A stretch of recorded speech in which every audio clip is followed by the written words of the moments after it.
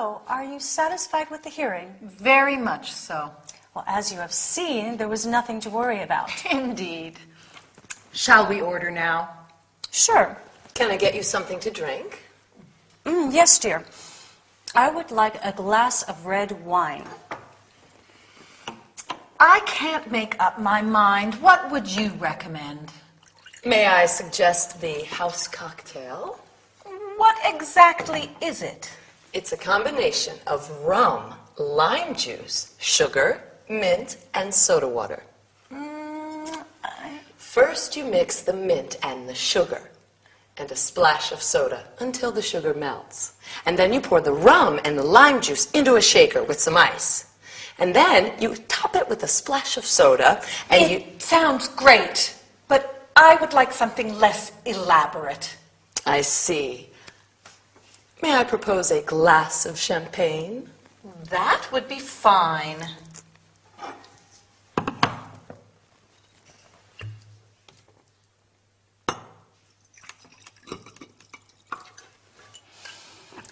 To our successful meeting. Cheers.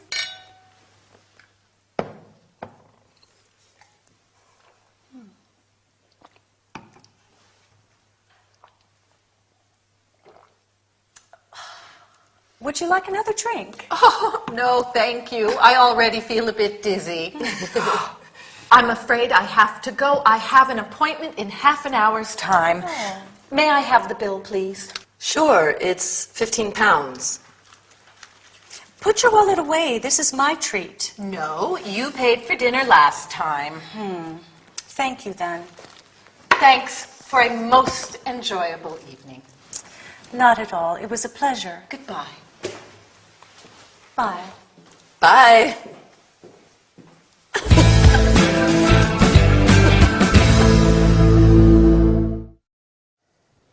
Hi, everybody.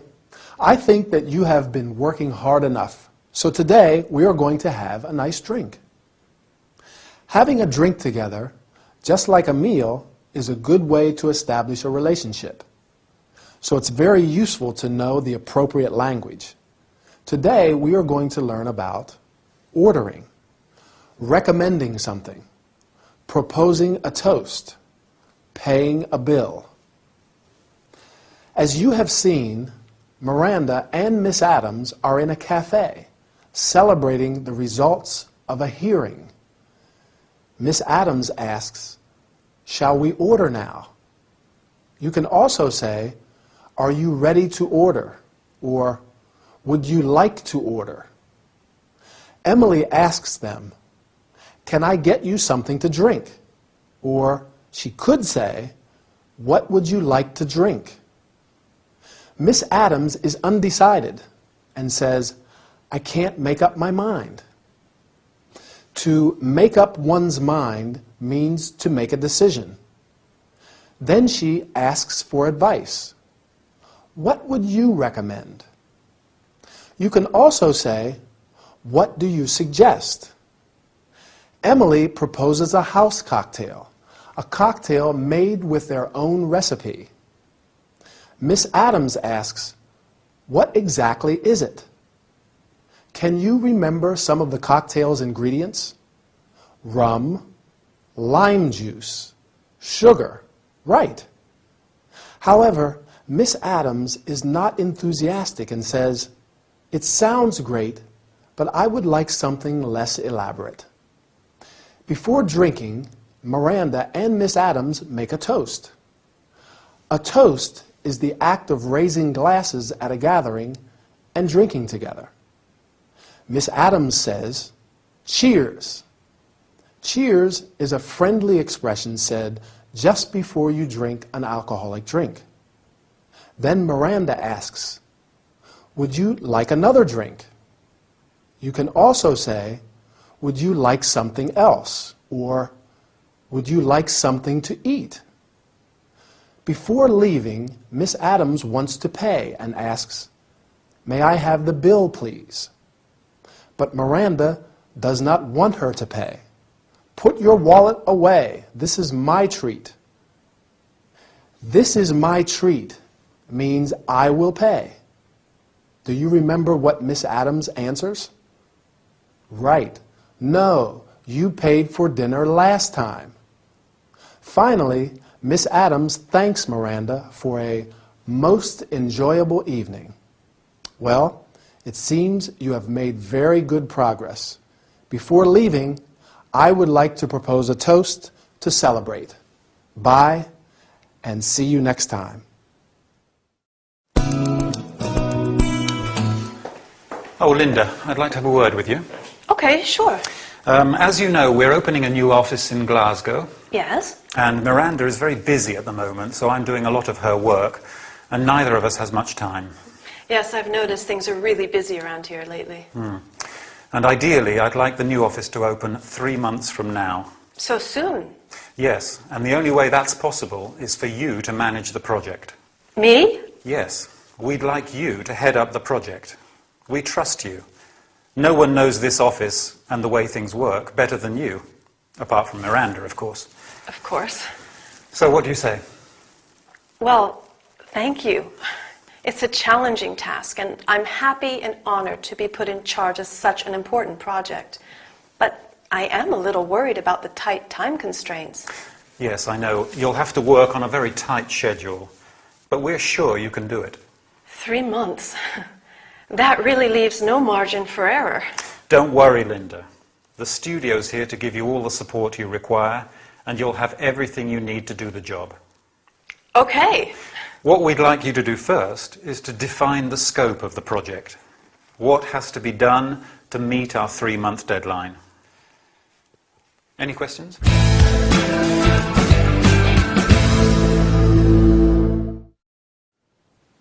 Hi, good for Linda. She's in charge of an important project. I don't envy her much, though. She's got a lot of work to do if they want to open a new office in 3 months. So Al's briefing her.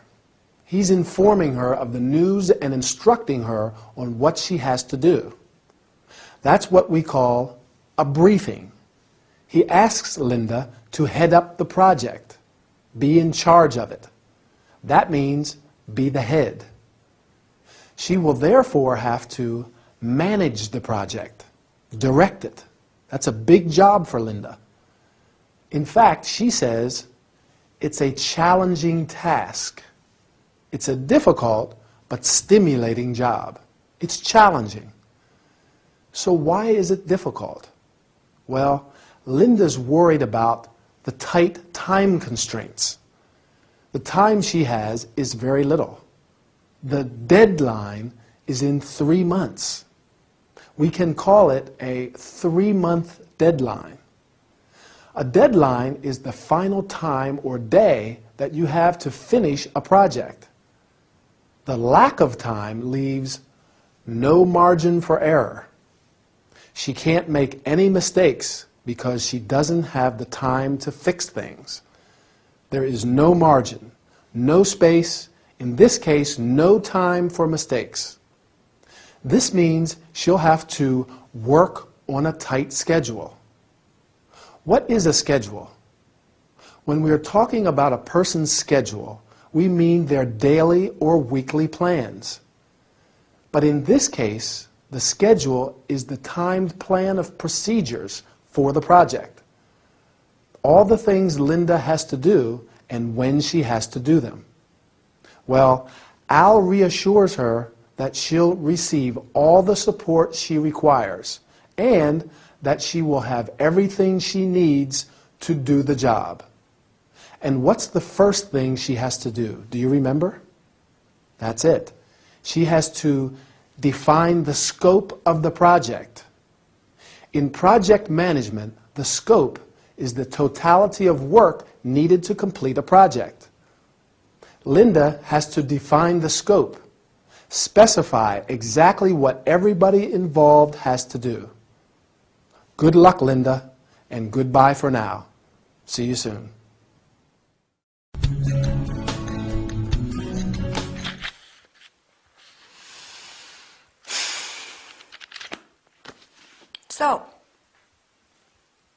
So, ready for our coffee? Or do you prefer I come back after the gym? You went to the gym yesterday, didn't you? Sure, I go every day. Every day? Yes, it's great. The gym has state-of-the-art equipment, space-age machines, which give you a total body workout in less time. Uh-huh. When you start, you get a wellness key, which you plug into the machines that you use. A key? Yes, it keeps track of what you do, the calories burned and the heart rate. I see. These machines make exercising interesting and fun. For instance, they have a treadmill, which has integrated satellite TV and radio, which makes your training more entertaining. Yeah, sounds great. Have a look at my biceps. I think the basic concepts are the same. Lose weight, gain strength, keep healthy, right? Yes, but the modern equipment allows you to achieve the same results in a shorter period of time. I don't particularly like all this high-tech stuff. I still prefer natural activities like jogging. There is nothing as enjoyable as jogging outside on a sunny day, maybe listening to some good music. With your iPod plugged in, right? Yes. You see, you rely on modern technologies too.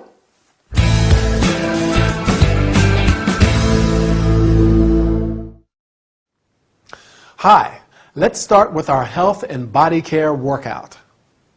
Today, we're going to learn terms and verbs related to the gym, physical exercise, and high-tech equipment. To Ray's surprise, Lucy goes to the gym every day. The gym is, remember, short for gymnasium, the place where you take classes of aerobics, martial arts, etc., or just exercise your body and increase your strength. Lucy's gym has state-of-the-art equipment. State-of-the-art means very modern, using the most recent technology. Equipment indicates a set of tools or machines. The space-age machines of Lou's gym give you a total body workout in a short time. Workout means exercising our body. You exercise your body in order to achieve wellness, the state of being fit.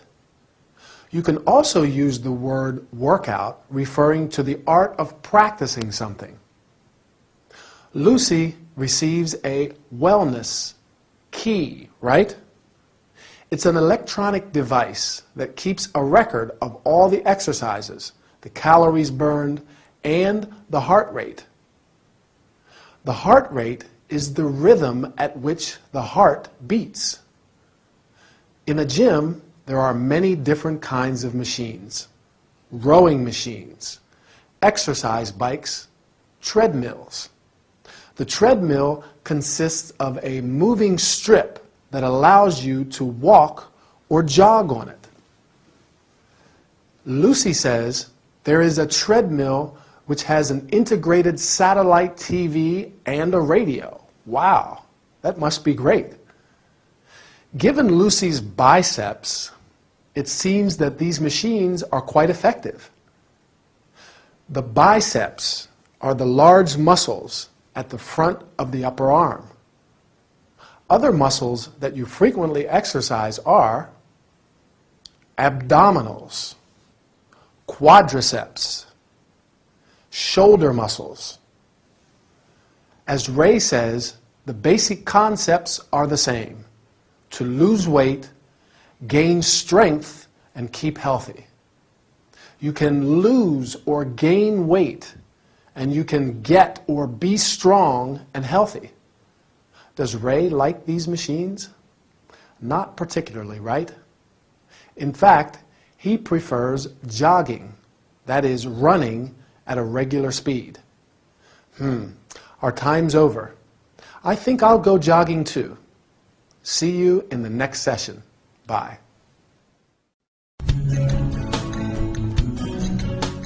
So, what can I get you? I'll have a cup of hot milk with honey, please. Okay. I know. You probably think it's strange that I'm having hot milk at this time. I would normally order a glass of wine or a vodka tonic. But I'm expecting, A baby? yes. You're pregnant? How wonderful! Congratulations! Yes, thank you. I'm very happy too. This pregnancy is sorting out a few things in my life, I mean. Well, good. For a start, as soon as my husband found out that I was pregnant, he changed his mind about the divorce. Oh. Then I can take a maternity leave, which means at least 6 months of work. Everyone hates me at the office anyway, so it'll be good to take a break for a bit. Oh, I'm sorry. Don't be.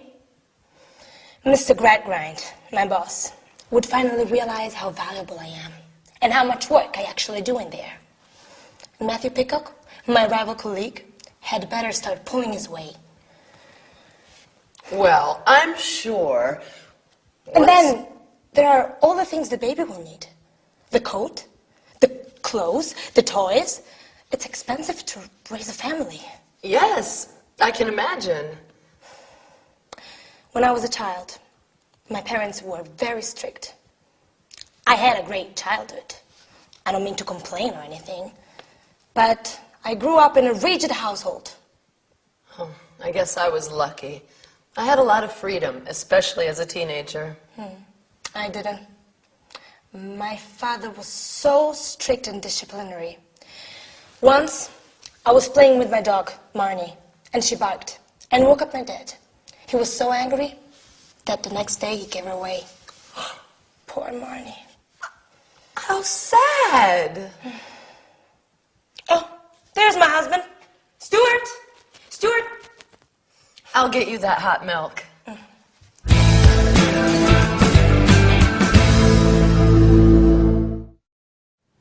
Well, Emily looks relieved that Stuart's arrived. I think Rose just needed to talk to someone. It sounds like she has a few problems, and Emily was there to listen. But she has some good news too, doesn't she? She's expecting a baby. Anyway, let's start with our training session. Rose is pregnant.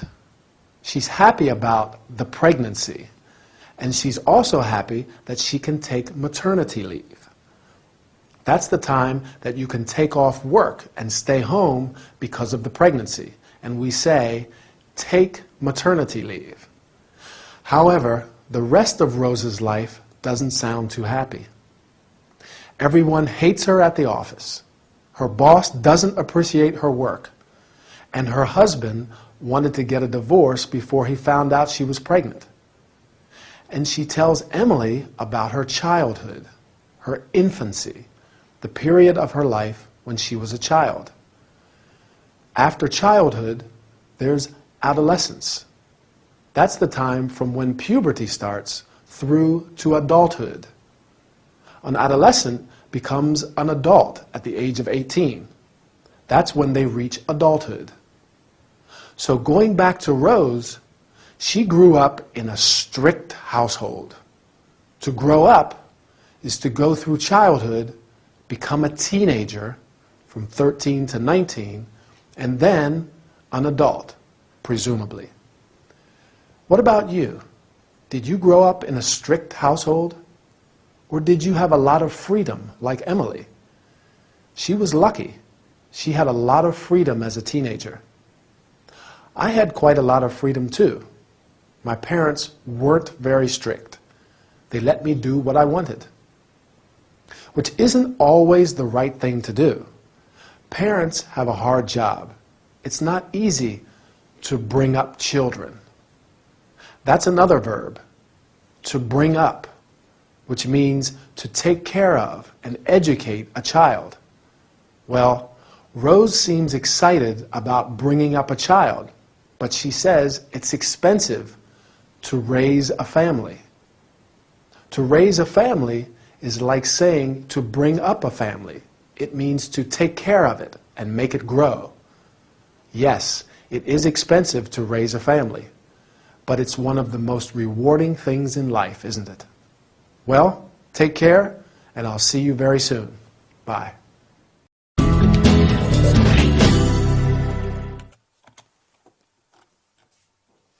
Good evening, madam. How may I help you? My name is Emma Wallace, and I have booked the deluxe suite for 3 nights. Please wait a minute while I check your booking, madam. Here it is, deluxe suite for 3 nights. That's correct. May I see your passport, please? Yes, of course. Here it is. Thank you. All you need to do is fill in this registration card. Sure thing.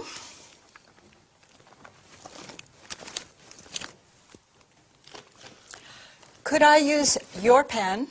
Oh, sure. Here it is.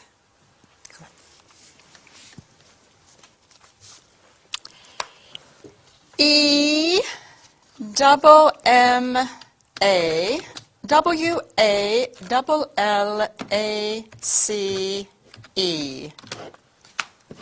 Here you are. Here is the key card to your room and a brochure of the hotel's facilities. Good. When is breakfast served? Breakfast is served from 7 a.m. to 9:30 a.m. in the restaurant. 7 a.m. to 9:30 a.m. Would it be possible to have room service later on? Let's say 11:30? I'll see what I can do. Fine. Do you need a wake-up call? Yes, please ring me at 11. I have a very important appointment with... Fine. 11 o'clock wake-up call and 11:30 room service. Could you take a photo of me here in the hotel? My fans will love it. Your fans? Oh, you're Emma, City Life FM Agony Aunt.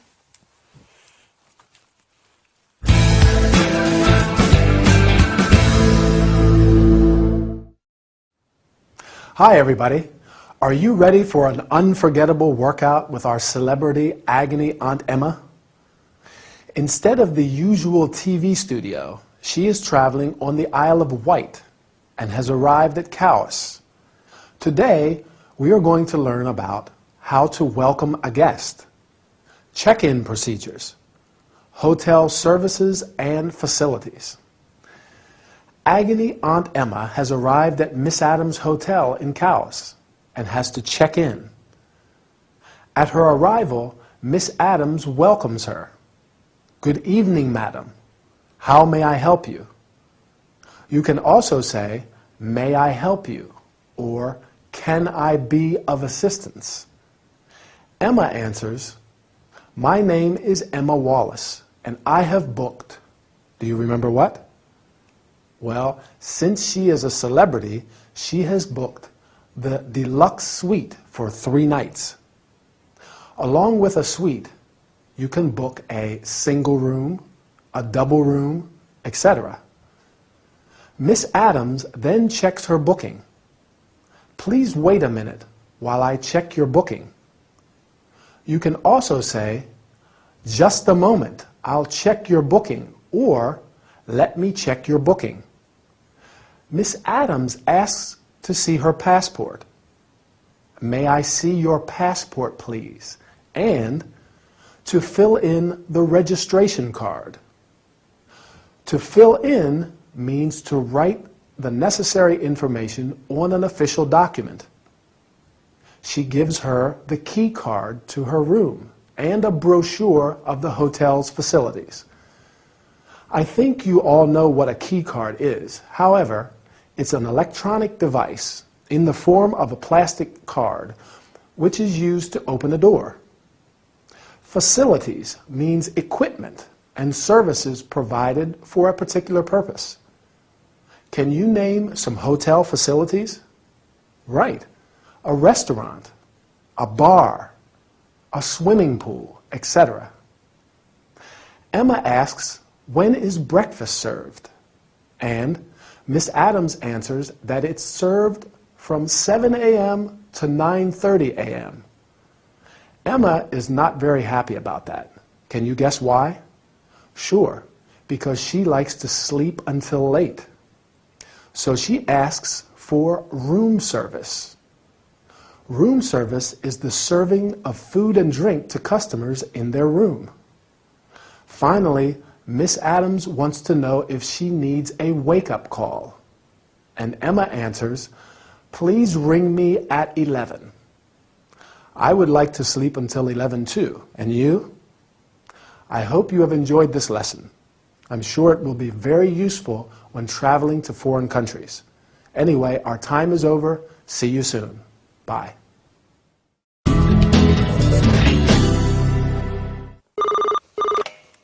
Reception, how may I help you? You have a complaint? I'm sorry to hear that. What seems to be the problem? There are only 2 pillows on your bed. Yes. Well, I can send you up another pillow if you'd like 3. That's no problem. Why do we have such small towels? Our towels are standard size, miss. Sorry, I didn't catch your name. And what's your room number, Miss Wallace? No, I don't remember what room you're in, Miss Wallace, not off the top of my head, and the computer's switched off. It's just quicker if you tell me what room you're in. However, I can always turn the computer back on. 23, thank you. I'll contact the laundry room immediately and have them bring you a larger towel and another pillow. Good night, Miss Wallace. This is Miss Adams. Can you take a large towel, the largest we've got, to room 23? And another pillow. Thank you.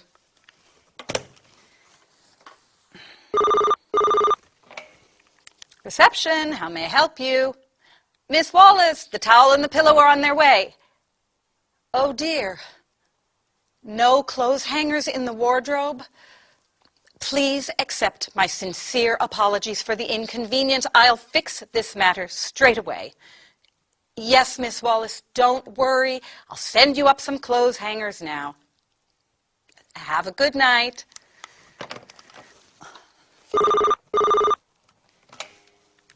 Reception, how may... Miss Wallace, what's the problem now? That's right. There isn't any milk in the minibar. There's never milk in the minibar. Well, if you'd like some milk, you can order it. We have room service. Certainly. Cold milk or warm milk. You'll have your hangers and your cold milk shortly.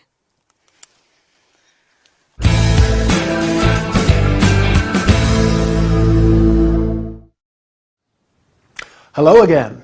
How's it going? Do you have to deal with customer complaints at work?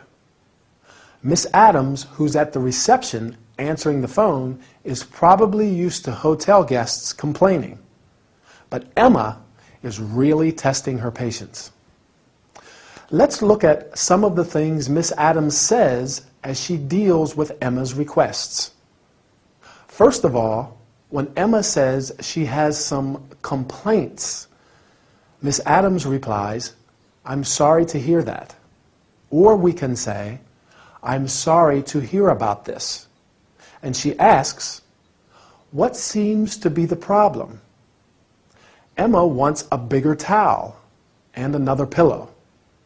So Miss Adams promises immediate action. She says, "I'll contact the laundry room immediately." I'll contact. Remember the use of will when we make a spontaneous decision and promise to do something. Now, when Emma calls the second time because there aren't any hangers to hang her clothes in the wardrobe, Miss Adams apologizes.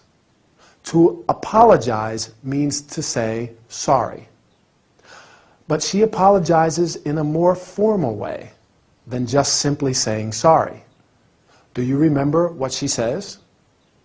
"Please accept my sincere apologies for the inconvenience." Please accept my sincere apologies. Or we can say, "I apologize for the inconvenience. Then she makes another promise. She tells Emma she'll fix the matter, the problem, immediately. She says, "I'll fix this matter straight away." Although Miss Adams starts to lose her patience with Emma's constant phone calls and requests, she stays calm. She has to. The customer is always right, as they say. So she's polite and helpful. We say she's accommodating. She's obliging. Accommodating and obliging are two adjectives that describe a person who does their best to help others. Someone who is courteous and helpful. It's important to be accommodating and obliging in jobs where you're dealing with customers, isn't it? Well, that's all we have time for today. Keep practicing your English. See you soon. Bye.